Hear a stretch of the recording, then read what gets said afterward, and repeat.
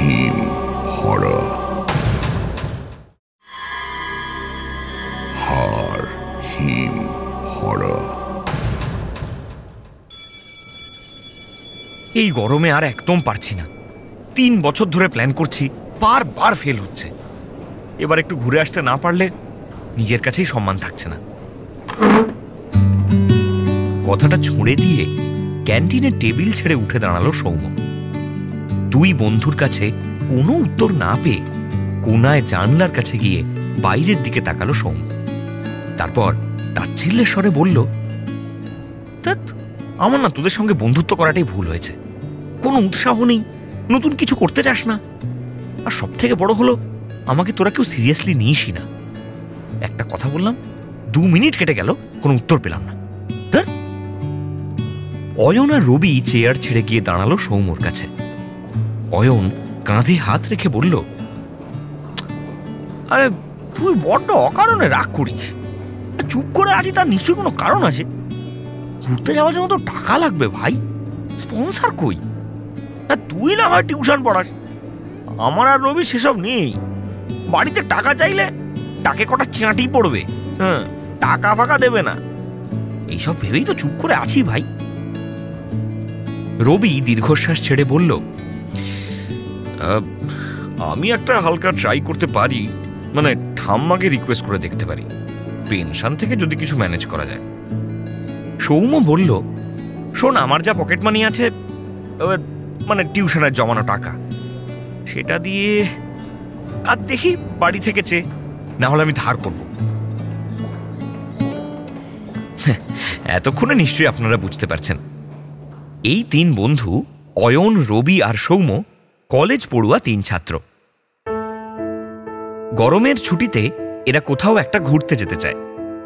3 বছর ধরে প্ল্যান করছে, আর কোনো না কোনো কারণে সেই প্ল্যান ভেস্তে যাচ্ছে। তবে এবার ওরা পিছু হটতে নারাজ। এই মনোভাব নিয়েই 3 জন বাড়ি ফিরল।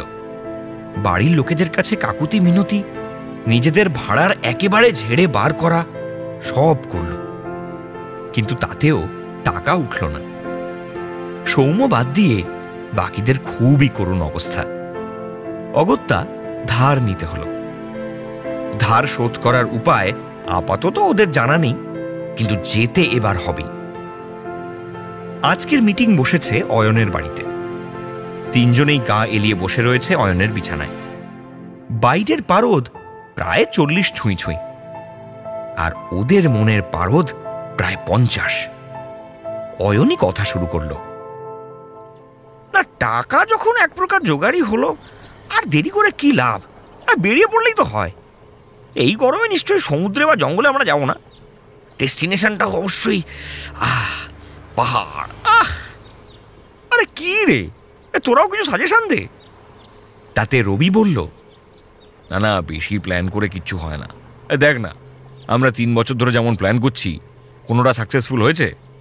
ওখানে গিয়ে কিছু প্ল্যান করা যাবে, মানে দার্জিলিং, কালিম্পং, সিকিম, এখন আবার অনেক অফবিট জায়গা হয়েছে, বুঝলি তো? ইনস্টায় রিল দেখিস না, এরকমই কোথাও চলে যাব। এইসব শুনে সৌম্য বলল, হ্যাঁ রে, নিশ্চয়ই নিশ্চয়ই। এই তো সবে আমার অ্যাকাউন্টে কয়েক লাখ টাকা ক্রেডিট হয়েছে, যেখানে বলবি চলে যাব। এসব হুজুগে বার্তা না বলে আমাদের একদম মেপে ফুল প্রুফ প্ল্যান করা উচিত, 1 পয়সা যাতে এক্সট্রা খরচ না হয়। আমি তো বলবো আমরা একটু খুঁজে দেখি উত্তরবঙ্গে আমাদের কোনো আত্মীয় থাকে কিনা। এই না না ভাই, নো গার্জিয়ান প্লিজ, একটু নিজেদের মতো করে আনন্দ করবো, কারোর বাড়ি ফাড়ি নয়। এই শুক্রবার প্ল্যান করে রাতের কোনো একটা ট্রেন ধরে আমরা এনজেপি যাচ্ছি, ব্যাস নিজেদের মতো করে এনজয় করবো। কনভেনশনাল দার্জিলিংয়েই চল, অফবিট সিকিমে ওসব পরে হবে। আজকের গোল বৈঠকের একটা পরিণাম বেরোলো, ডেস্টিনেশন দার্জিলিং। 3 জনেই খুব এক্সাইটেড, এই প্রথম কোনো অভিভাবক ছাড়া কলকাতার বাইরে যাচ্ছে। অয়ন, রবি, সৌম্য। হট করে কেমন যেন বয়সটা বেড়ে গেছে ওদের। দিবাস্বপ্ন দেখে 4 দিন কেটে গেল। অল্প কিছু গরম জামা, ওয়াকিং ব্যাগ আর উত্তেজনা নিয়ে দার্জিলিং মেলের স্লিপার ক্লাসে উঠে পড়ল 3 বন্ধু। স্লিপার ক্লাসে টিনের ডিব্বায় রাত কাটানো খুব একটা আরামদায়ক নয়, তবে ওদের মনের উত্তেজনা বাইরের পারদ অনেকটা কমিয়ে দিচ্ছে। রাতের খাওয়া ওরা বাড়ি থেকেই খেয়ে এসেছে, সাথে আছে কিছু শুকনো খাবার। একটা চানাচুরের প্যাকেট খুলল রবি, মুখে এক মুঠো চানাচুর পুড়ে দিয়ে সৌম্যকে বলল,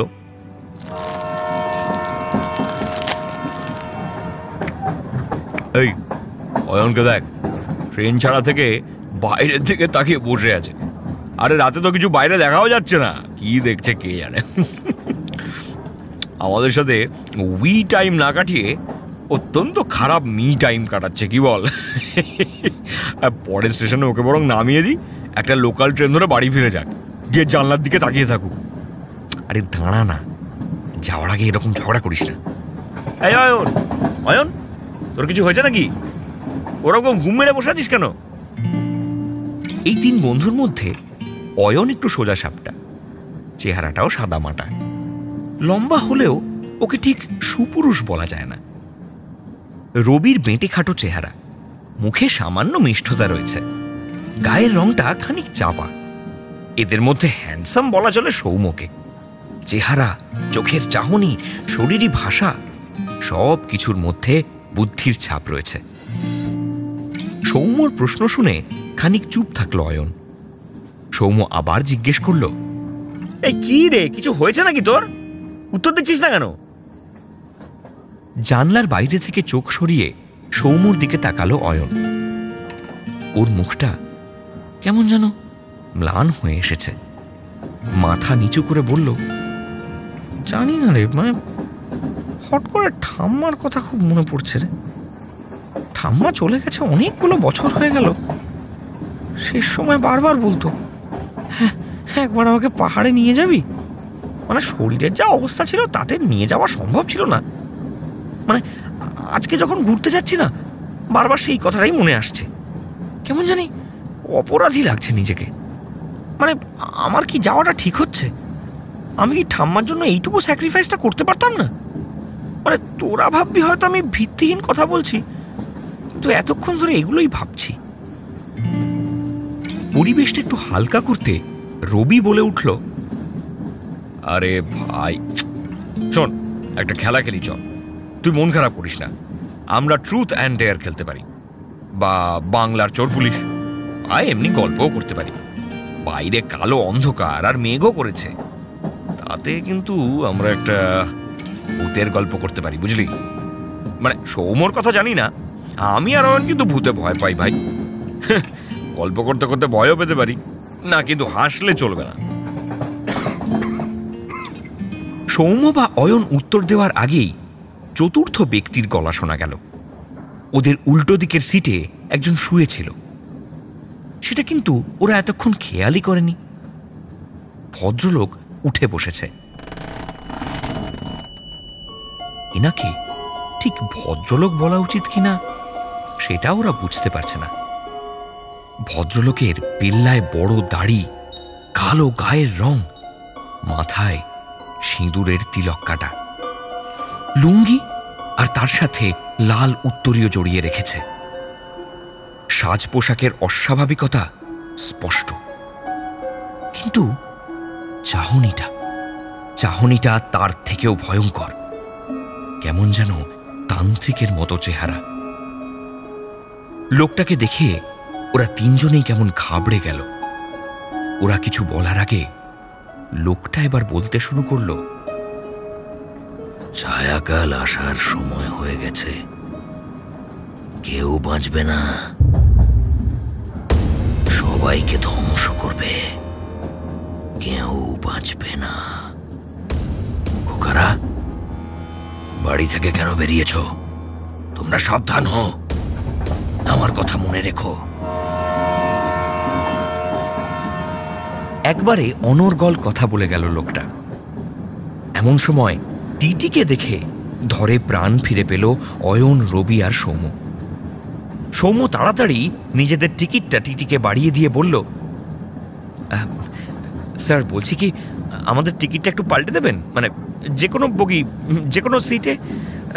মানে এখানে একদম ভালো লাগছে না, ট্রেনটা তো মোটামুটি ফাঁকাই। একটু রিকোয়েস্ট, প্লিজ যদি রাখতে পারেন স্যার। টিটি ভদ্রলোক আশপাশ দেখে তান্ত্রিক লোকটার দিকে চোখ বুলিয়ে নিজের চার্ট মেলাতে থাকল। পাশের কামরায় ওদের অন্য সিট দিয়ে দিল টিটি। অন্য কামরায় গিয়ে ওরা আর গল্প করেনি, যে যার মতো ঘুমিয়ে পড়েছিল।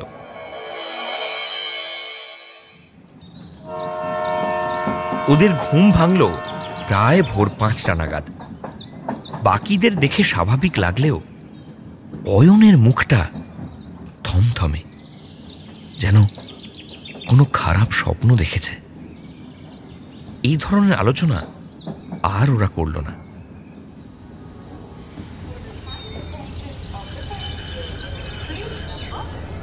খানিক পর গাড়ি স্টেশনে ঢুকল। 3 জন ট্রেন থেকে প্ল্যাটফর্মে নামল। কাল রাত্রের ঘটনার ঘনঘটায় শুকনো খাবার কিছুই খাওয়া হয়নি। বাড়ি থেকে ডিনার করে এসেছিল 3 জন, কিন্তু এইবার পেট জানান দিচ্ছে, সেখানে কিছু না দিলেই নয়। সৌম্য দুজনের দিকে তাকিয়ে বলল, চল আগে কিছু খেয়ে নি, তারপর ওই বাস কিংবা শেয়ার্ড গাড়ি খুঁজে দার্জিলিংয়ের দিকে যাওয়া যাবে। ভীষণ খিদে পেয়েছে, চ চ চ। রবি কথা শেষ হওয়ার আগেই বলে উঠল, হ্যাঁ ঠিকই বলেছিস, পেটে ছুঁচো দৌড়চ্ছে। অয়ন তখনও মন মরা, একটু যেন উদাসীন। ঘুরতে যাওয়ার উত্তেজনাটা যেন পিছনে ফেলে এসেছে অয়ন। বাকি দুজনকে অনুসরণ করল সে। অয়ন গতরাতে একটা স্বপ্ন দেখেছে, বলা ভালো একটা দুঃস্বপ্ন। ওর কেন জানি না মনে হচ্ছে কিছু একটা খারাপ ঘটতে চলেছে। কেউ বা কারা যেন ওদের ফলো করছে, ঠিক সময়ের অপেক্ষা করছে। খানিক পরেই ওদের গায়ে থাবা বসাবে। একটা ছোট্ট ঘুমটি মতো হোটেলে গিয়ে বসেছে ওরা 3 জন। রবির প্রশ্নে অয়নের এসব চিন্তায় ছেদ পড়ল। কি ভাই, আমাদের সঙ্গে যেন তুই নেই? হ্যাঁ, আরে কথা না হয় নাই বললি, কিন্তু কি খাবি সেটা তো বল। আমার মনটা কেমন মোমো মোমো করছে, বুঝলি তো। যা হোক, তোরা যা খাবি আমার জন্য তাই বলে দে। আমার আলাদা করে কিছু খেতে ইচ্ছে করছে না। সৌম্য এবার একটু হালকা রেগে গিয়েই বলল, এই মোমো টোমো সব পাহাড়ে গিয়ে হবে। 4টে করে লুচি আর ডিম সিদ্ধ, পেট পুড়ে এসবই খাই। যদি মিষ্টি পাই তাহলে আরো ভালো। অর্ডার দেওয়ার মিনিট 10 মধ্যেই খাবার চলে এলো। কোক গ্রাসে প্রায় খাবারগুলো শেষ করলো 3 জনে। হাত ধোয়ার জন্য উঠতে যাবে, ঠিক তখনই একজন এসে দাঁড়ালো ওদের টেবিলের সামনে। ভদ্রলোকের চেহারার মধ্যে একটা রহস্য আছে, কেমন যেন সাহেব সাহেব দেখতে।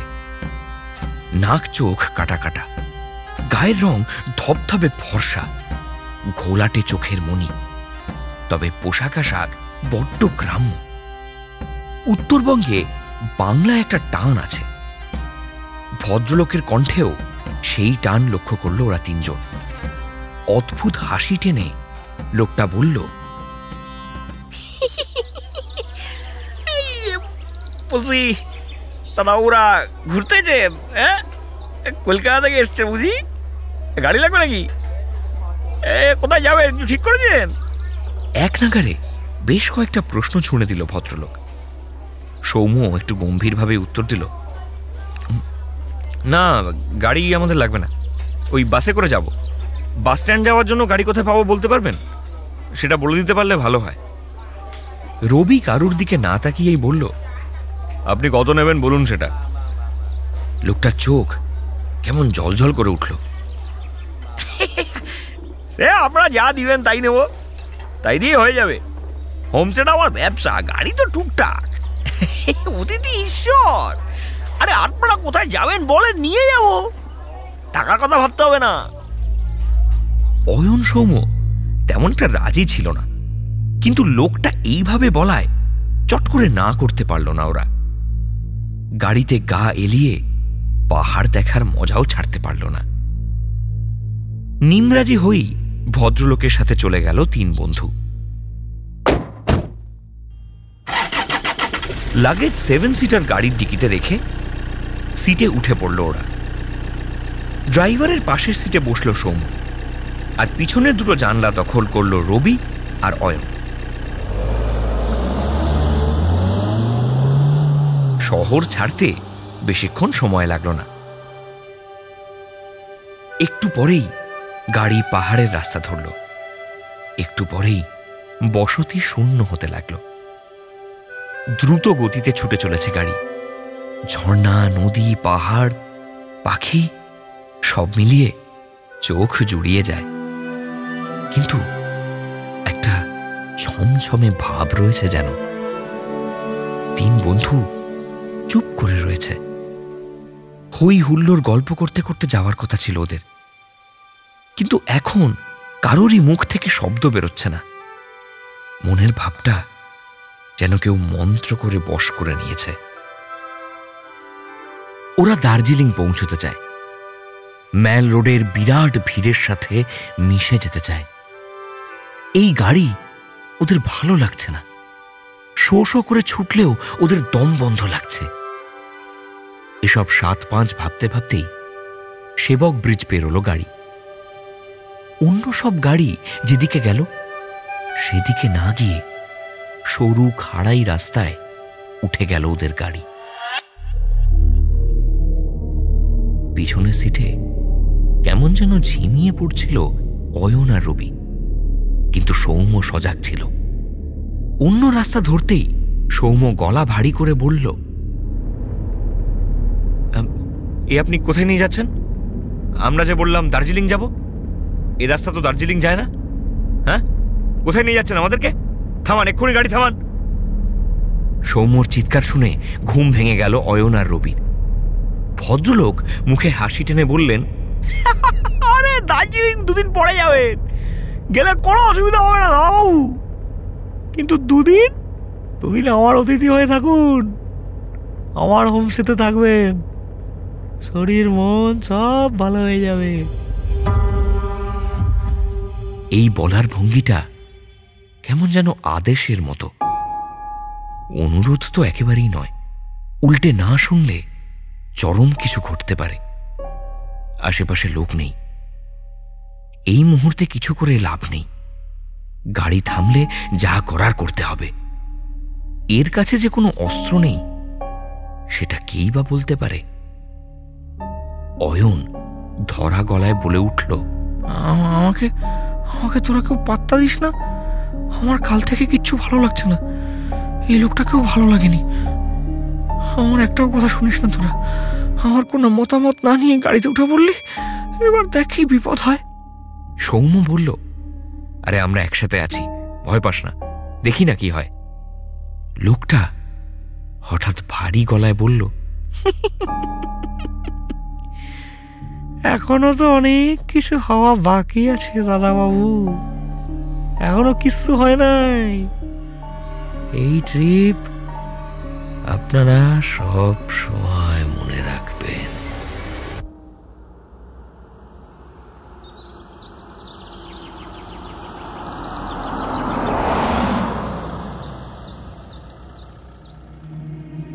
যেখানে গাড়িটা থামল সেখানে একটা বাড়ি। বিদেশি আমলের বাড়ি মনে হয়। বাড়ির মাঝখান থেকে সিঁড়ি উঠে গেছে, খুব ছিমছাম, কিন্তু আশেপাশে কোনো বসতি নেই। ভদ্রলোক ওদের আপ্যায়ন করার ভঙ্গিতে বলল, আরে দাদাবাবুরা ভিতরে যান, ভিতরে যান, আমি লাগেজ নিয়ে আসছি। আমার হোমস্টে আছে, এটা সত্যি তো, আর ভয় পাবেন না। 2 দিন এখানে কাটান, আপনাদের ভালো লাগবে।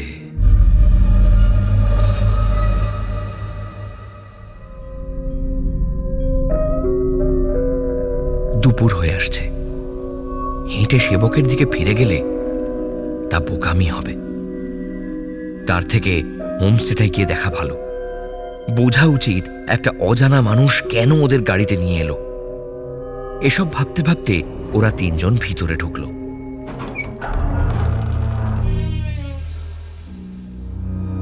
ভিতরে গিয়ে একেবারে অবাক হয়ে গেল 3 বন্ধু। হোমস্টে! এ তো একেবারে হেরিটেজ হোটেল বলা চলে। দামি দামি আসবাবপত্র, বিদেশি ছবি, মূর্তি, গ্র্যান্ডফাদার ক্লক, আর যেদিকে চোখ যায় সেদিকেই অ্যান্টিক। এবার ভদ্রলোক রিসেপশনের ঘরে ঢুকে এলো। দুম করে রবি প্রশ্ন করে বসল, আচ্ছা দাদা, আপনার হোমস্টেতে কত লোক আসে? মানে শুধু কি বড় লোকরাই আসে? কত রোজগার আপনার? এত অ্যান্টিক কিনলেন কিভাবে? মানে এত প্রপার্টি সামলান কিভাবে আপনি? দাঁত বের করে লোকটা বলল, বাবা, এই জন্যই তো আপনাদের নিয়ে আসতে চাইছিলাম দাদা বাবু। আরে নিজের ছোট্ট হোমস্টেটা কিরকম বানাইছি আপনাদেরকে দেখাবো বলে। আমার অনেক ব্যবসা আছে, সব মিলিয়ে মিশিয়ে হয়ে যায়, সেসব পরে হবে। আগে আপনাদের ঘর, খাবার এসব গুছিয়ে দিই। ও দাঁড়ান, আপনাদেরকে মিনির সাথে দেখা করিয়ে দিই। আমি শুধু লোক নিয়ে আসি, বাকি সবটা মিনিই সামলায়। অয়ন জিজ্ঞেস করলো, আপনাদের কোনো কাজের লোক নেই? লোকটা বলল, আমি আর মিলিয়ে সবকিছু করি, আর বেশি তো লোক হয় না, এই ম্যানেজ হয়ে যায়। আর দাঁড়ান, আমি আসছি। লোকটা ডান পাশের একটা দরজার দিকে এগিয়ে গেল।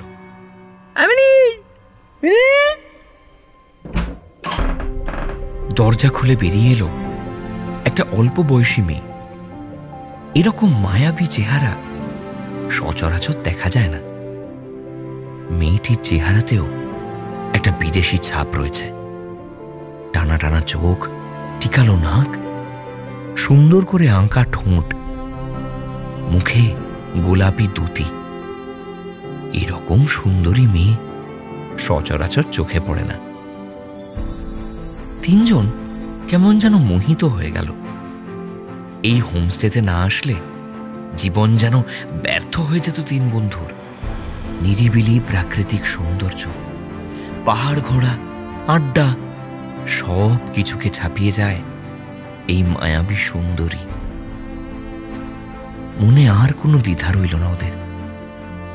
এখন ভয়ও করছে না। মেয়েটি একটা লম্বা ওভারকোট পরে আছে।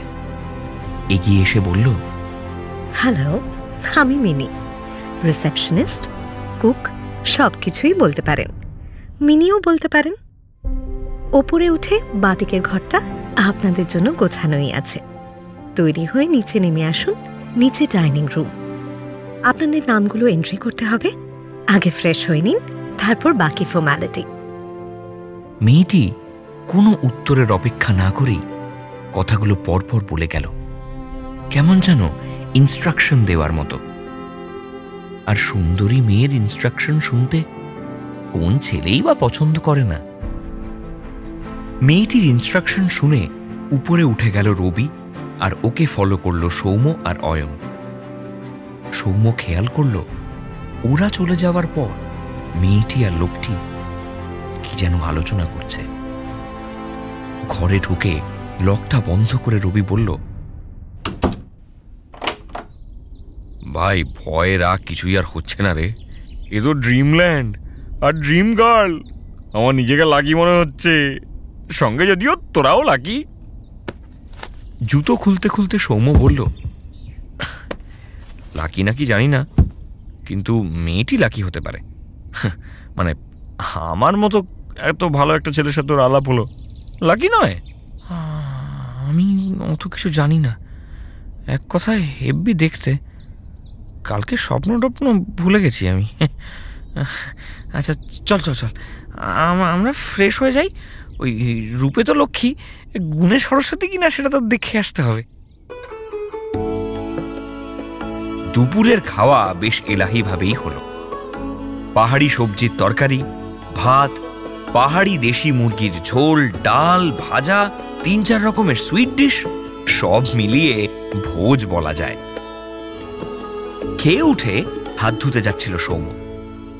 ওর কাঁধ ধরে টেনে অয়ন বলল, এই 5 স্টার ট্রিটমেন্ট তো ভালোই লাগছে ভাই, তবে কত খসবে? হ্যাঁ, এই সুন্দরী মেয়ে দেখে আমরা গলে গেছি, সেটা ঠিক আছে, কিন্তু মানে এটা নিয়ে কিন্তু এবার একটু টেনশন হচ্ছে। তোর কথাটা একেবারে উড়িয়ে দেওয়া যায় না, মানে সব কিছুই যেন কেমন একটা ঘোরের মধ্যে হয়ে চলেছে। প্রচুর টাকা চাইলে বলবো আমরা তো আসতেই চাইনি, আতিথেয়তা তো ভালোই। ঘরে এসে বিছানায় গা এলিয়ে দিল অয়ন। সৌম্য জুতোটা টেনে মোজা গলাতে শুরু করল। রবি বলল, একজন ঘুমিয়ে পড়ছিস, একজন জুতো পরছিস, কি করতে চাইছিস তোরা? আমাকে কি দল বাঁচতে হবে নাকি? ঘুমোবো না ঘুরতে যাব? আর ঘুরতে এসে আমি ঘুমানোর পক্ষপাতী নই। সৌম্য, আমি তোর সাথেই বেরোবো। অয়নের হাত ধরে টানার চেষ্টা করল রবি। অয়ন বিরক্ত হয়ে বলল,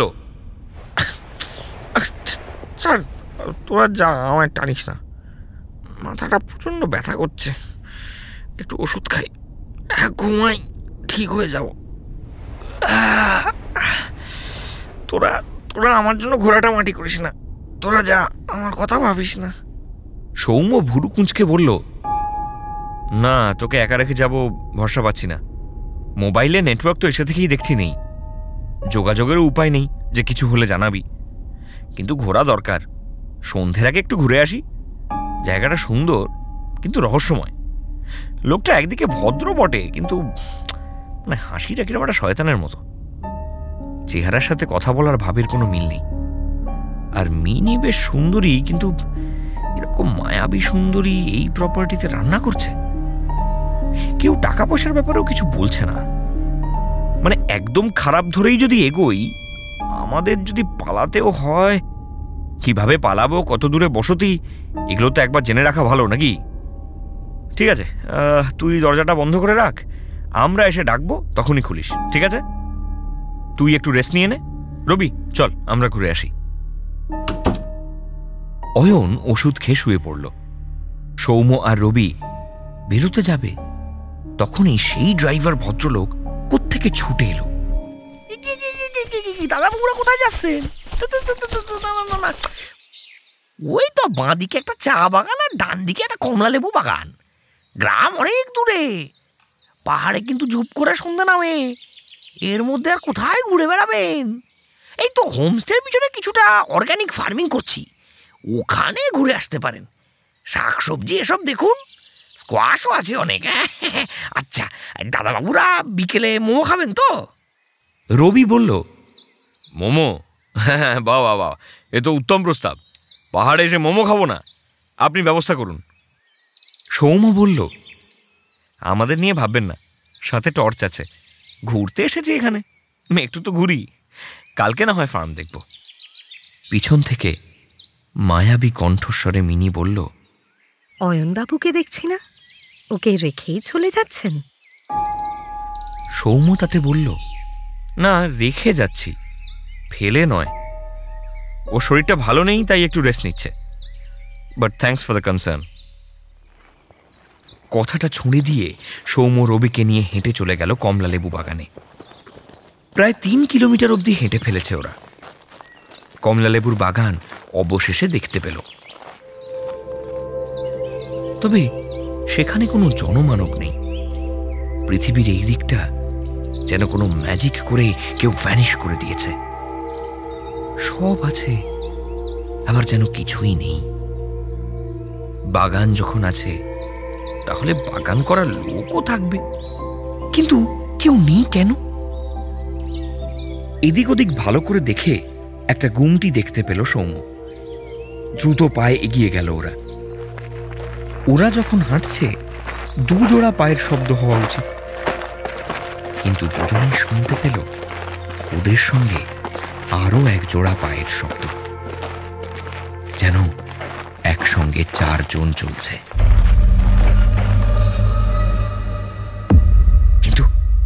কিন্তু আশেপাশে কেউ নেই। মনের ভুল মনে করে মনের ভাবনাকে দূরে ঠেলে দিলেও তা আবার কাছে চলে আসছে। অবশেষে গুমটিতে পৌঁছল রবি আর সৌম্য। এটা একটা চায়ের দোকান। এই প্রথম মানুষ দেখে খুশি হলো ওরা। ভিতরে বেঞ্চে 2 জন বসে আছে, আর তার ভিতরে দোকানি চা বানাচ্ছে। 3 জনেই বৃদ্ধ।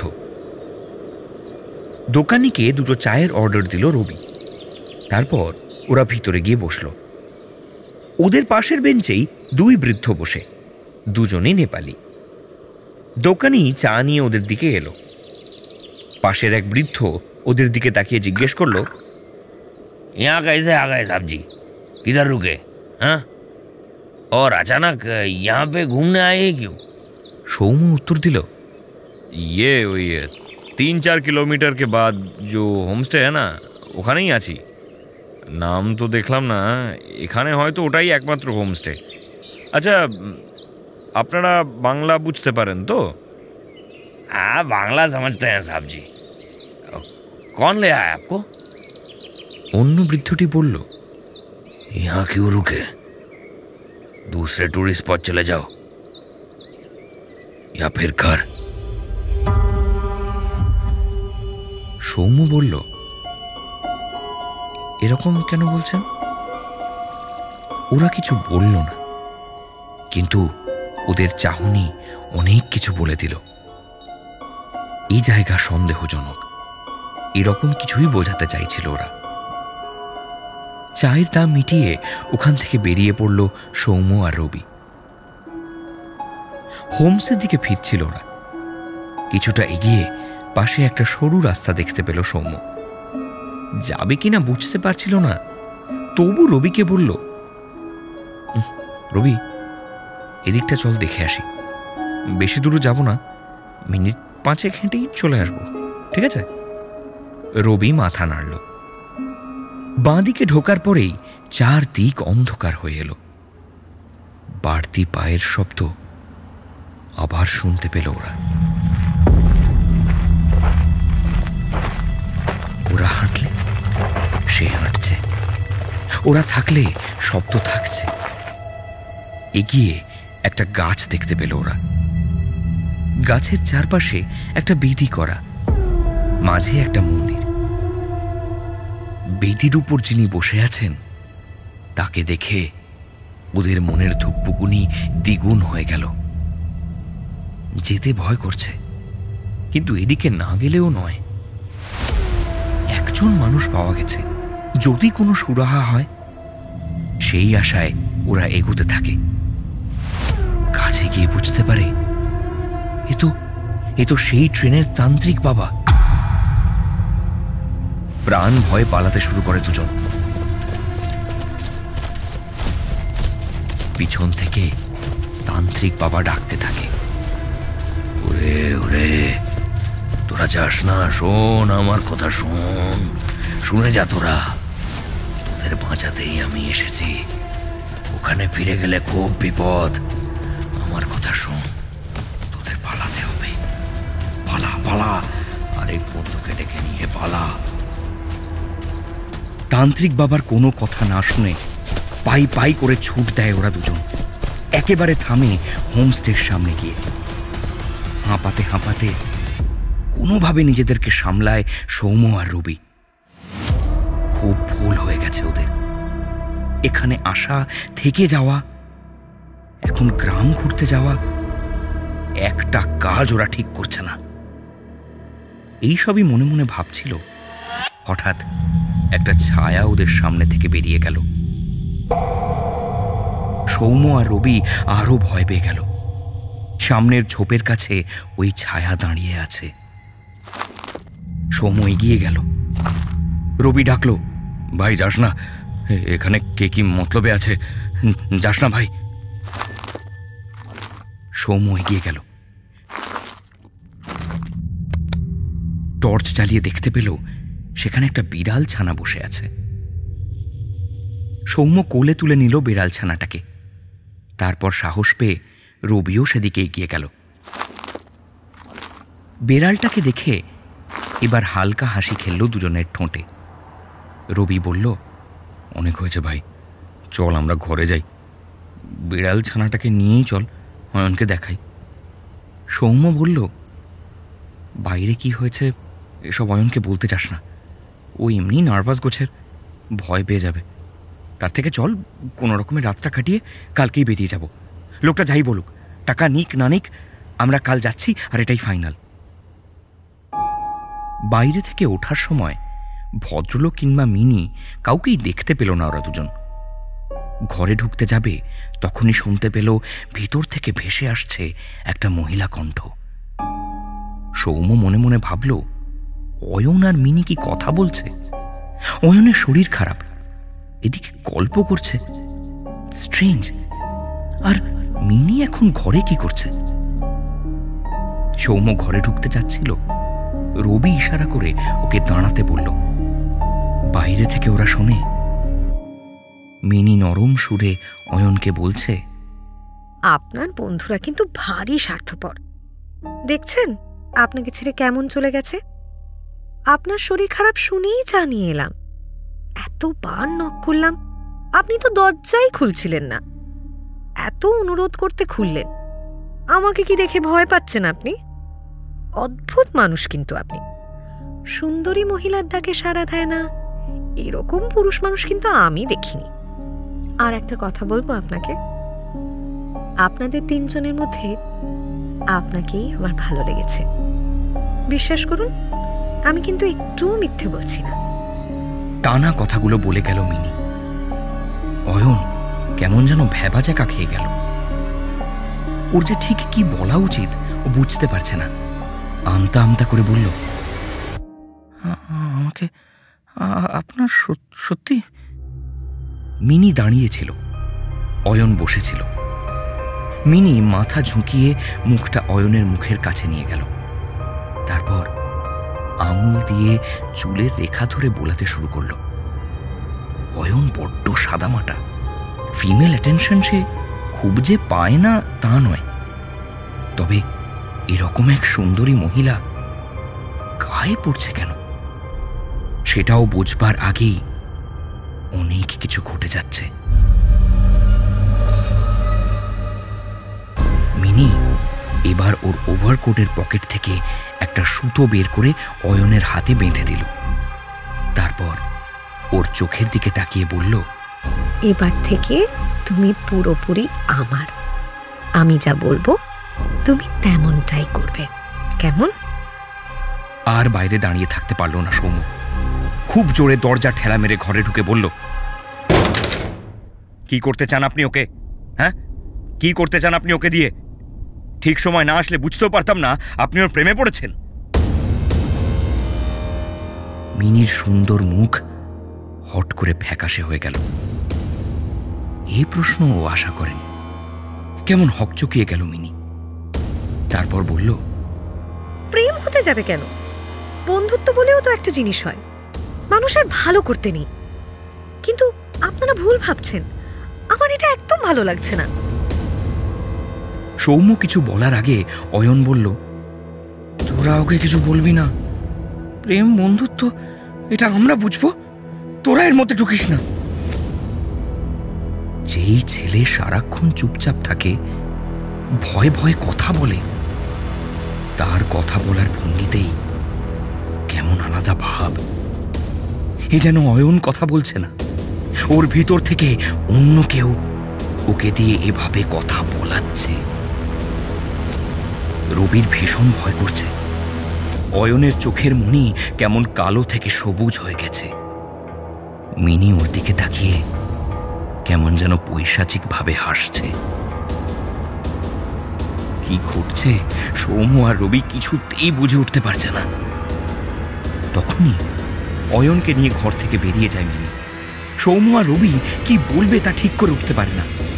হট করে সৌম্য অয়নের হাতটা খামচে ধরে, আকুতি করে বলে, ভাই ভাই তুই যাস না ভাই, তোর কি হয়েছে বুঝতে পারছি না, যাস না ভাই, এরা শয়তান, তুই এদের ফাঁদে পা দিস না। এক ঝটকায় সৌম্যকে খাটের ওপর ফেলে দেয় অয়ন। তারপর শয়তানের মতো হেসে বলে, আমি এতদিনে মুক্তির রাস্তা খুঁজে পাচ্ছি, মুক্তির রাস্তা, জীবনের উদ্দেশ্য খুঁজে পেয়েছি। তুই আমায় যেতে না করছিস কেন? তোর মনে হয় আমি কথা শুনবো? আমি মুক্তির পথে চললাম, নিজেদের ভালো চাস তো আমাদের সাথে আয়, না হলে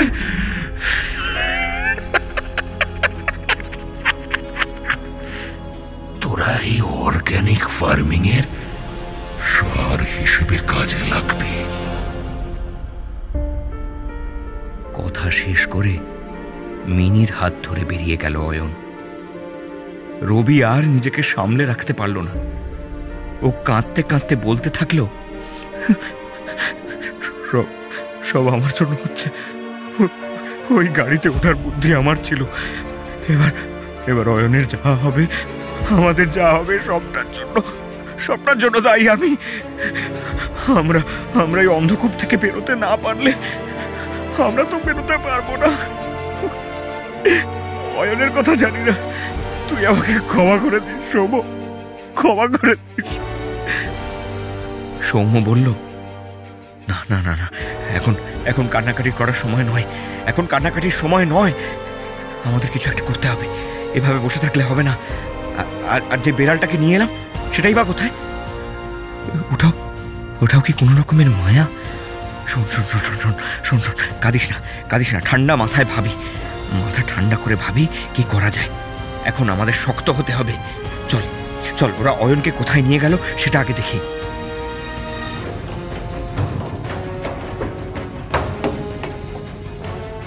রবির হাত ধরে সিঁড়ি দিয়ে নেমে এলো সৌম্য। প্রথম দিন মিনি যে ঘর থেকে বেরিয়ে এসেছিল সেদিকে এগিয়ে গেল সৌম্য আর রবি। ঘরের মধ্যে একটা দরজা আছে, সেখান থেকে ওরা বাড়ির পিছনের বাগানে চলে এলো। বাইরে এসে দেখল মাটির উপর পুতুল, লাল জল, কাপড়, চাল, আরো কত জিনিস সাজিয়ে বসে আছে মিনি আর ড্রাইভার। আর ওদের পাশে, অয়নের পাশে রাখা আছে হাঁড়ি কাঠ। বৃদ্ধ আর মিনি কি সব মন্ত্র উচ্চারণ করে চলেছে।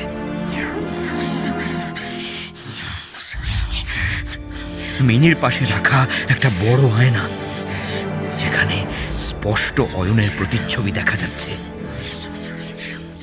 এই বিষয়টা ভালো করে দেখল রবি আর সৌম্য বুঝতে পারল ওই আয়নাটার একটা কোনো বড় ভূমিকা রয়েছে এই গোটা কর্মকাণ্ডে। আয়নাটাকে যদি ভেঙে গুঁড়িয়ে দেওয়া যায় তাহলে হয়তো অয়নকে বাঁচানো যাবে। আর কিছু না ভেবে সৌম্য বলে উঠল, কি চাও তোমরা দুজন? কি চাও আমাদের কাছে? কি ক্ষতি করেছি আমরা? আমাদের বন্ধুকে ছেড়ে দাও এক্ষুনি।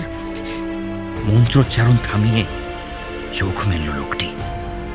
অদ্ভুত একটা হাসি হেসে বিদেশি টানে বলল, ছেড়ে দেওয়ার জন্য কি সেই এনজেপি থেকে ধরে এনেছি?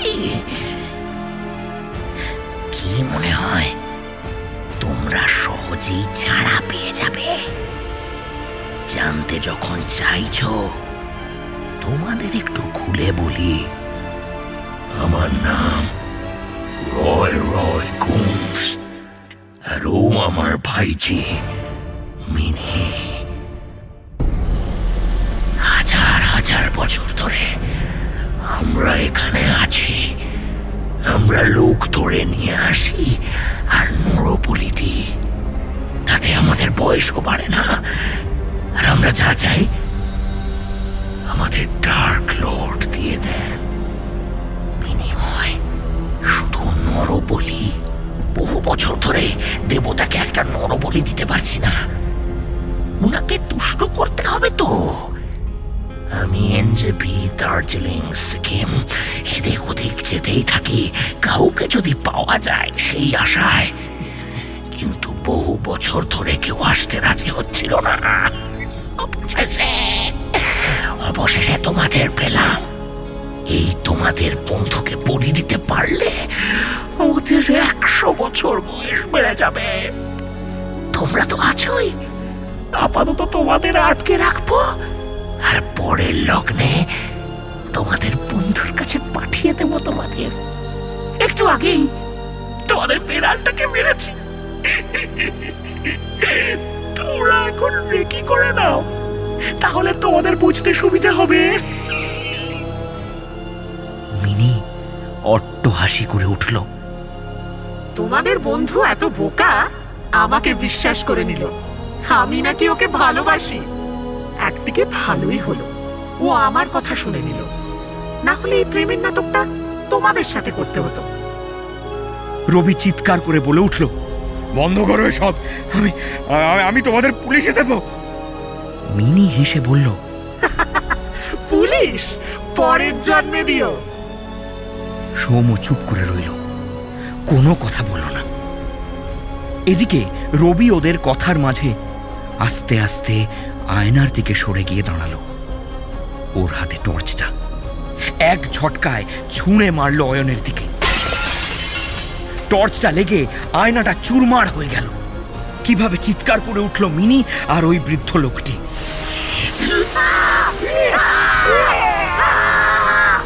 আয়না ভাঙার সঙ্গে সঙ্গে অজ্ঞান হয়ে পড়ে গেল অয়ন। রবি হট করে এসব দেখে কেমন যেন হকচকিয়ে গেল।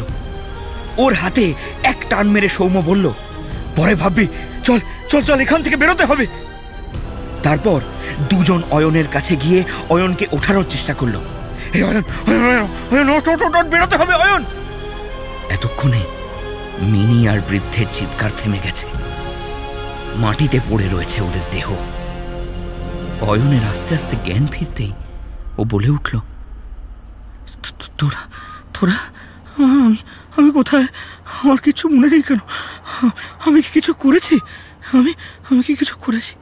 সব কথা পরে হবে, এখন এখন পালা পালা, চল চল চল। কোনো রকমে দৌড়ে হোমস্টে থেকে বেরিয়ে গেল তিন বন্ধু। কিছুটা ছোটার পর ওই তান্ত্রিক বাবার সাথে দেখা হলো ওদের। তান্ত্রিক বাবা ওদেরকে থামিয়ে বলল, তোমাদের পিছন পিছনে আমি কলকাতা থেকে এখানে এসেছি। বুঝেছিলাম তোমাদের বিপদ। মা আমাকে বলে দিয়েছেন, তোমরা তো আমাকেই ভয় পাচ্ছ। এসো এসো, আমার সঙ্গে এসো। ওরা চারজন খানিক এগোতে দেখল মিনি আর ওই বৃদ্ধ ওদের সামনে রাস্তা জুড়ে দাঁড়িয়ে আছে। তান্ত্রিক বাবা এগিয়ে গেল, আড়াল করলো তিন বন্ধুকে। তারপর চোখ বন্ধ করে দেবীকে ডাকতে শুরু করলো। জয় দেবী, জয় দেবী, জয় মা, জয় মা, জয় মা, জয় মা। তারপর চোখ মেলে বলল, জয় মা, তোদের শেষ সময় এসে গেছে। আমি তোদের শেষ করব। বাচ্চা বাচ্চা ছেলেগুলোকে মারতে চাস তোরা? এর আগেও কত মানুষের প্রাণ নিয়েছিস। হ্যাঁ, প্রকৃতির নিয়মের বিরুদ্ধে গিয়ে নিজেদের বয়স কমাতে চাস? সরে যা, সরে যা, এক্ষুনি রাস্তা থেকে সরে যা। আর ছেড়ে দে, ছেড়ে দে এই পৃথিবী, চলে যা অন্ধকারে। বৃদ্ধটি হঠাৎ অন্যভাবে বলে উঠল, মৃত্যু তোদের হবে তিনজনের জায়গায় চারজন। 400 years, 400 বছর নিশ্চিত।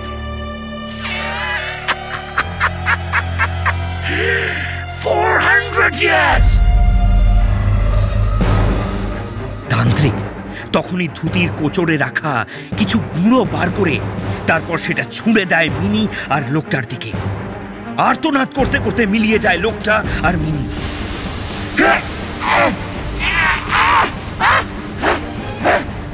সবকিছু অবাক হয়ে দেখছিল তিন বন্ধু। এরপর তান্ত্রিক বাবার সাথে কোনো রকমে সেবক অবধি পৌঁছয় ওরা। রাত পেরিয়ে তখন ভোরের আলো ফুটছে। একটা বাস দেখে ওরা হাত দেখিয়ে দাঁড় করায়। শিলিগুড়ি বাস স্ট্যান্ড থেকে কোনো মতে ধর্মতলার একটা বাস ধরে তিন বন্ধু। যদিও তান্ত্রিক বাবা ওদের সাথে আসেন না। বাস ছাড়ার আগে তিনি বলেন, তোমাদের আর কোনো ভয় নেই, নিশ্চিন্ত হয়ে বাড়ি ফিরে যাও তোমরা। কিন্তু এখানে যা হলো আর কারোর সাথে আলোচনা করো না। বাড়ির লোক দুশ্চিন্তা করবে, বাকিরা হেসে উড়িয়ে দেবে। তার চেয়ে মনের কথা মনে থাকাই ভালো। অয়ন লক্ষ্য করল ওর হাতে তখনও মিনির দেওয়া সুতোটা আছে। তান্ত্রিক বাবা এক টানে সেটা ছিঁড়ে ফেলল। ওদের দেওয়া পাপের অংশ তোমার শরীরে বাঁধা ছিল। বাড়ি ফিরে যে দেবতাকেই পুজো করো না কেন, তার কাছে বসো। ঈশ্বর তোমাদের রক্ষা করুক। সৌম্য জিজ্ঞেস করল, আপনি আপনি আমাদের সাথে ফিরছেন না কেন? এই প্রথম তান্ত্রিক বাবাকে হাসতে দেখা গেল। লড়াই এখনো অনেক বাকি। এত তাড়াতাড়ি কি অন্ধকারকে শেষ করা যায়? তোমরা যাও, আবার দেখা হবে। 3 বন্ধু ফিরে এলো। ঘটনার অনেক দিন কেটে গেল। সৌম্য, রবি আর অয়নের জীবন নানান দিকে বাঁক নিল। এই ঘটনার প্রভাব তাদের জীবনে বিশেষ পড়েনি। শুধুমাত্র নিউ জলপাইগুড়ি স্টেশনের কাছে এক বৃদ্ধ ড্রাইভার ট্যুরিস্টদের কাছে গিয়ে এখনো জিজ্ঞেস করেন, কোথায় যাবেন দাদাবাবু? আমি নিয়ে যাচ্ছি।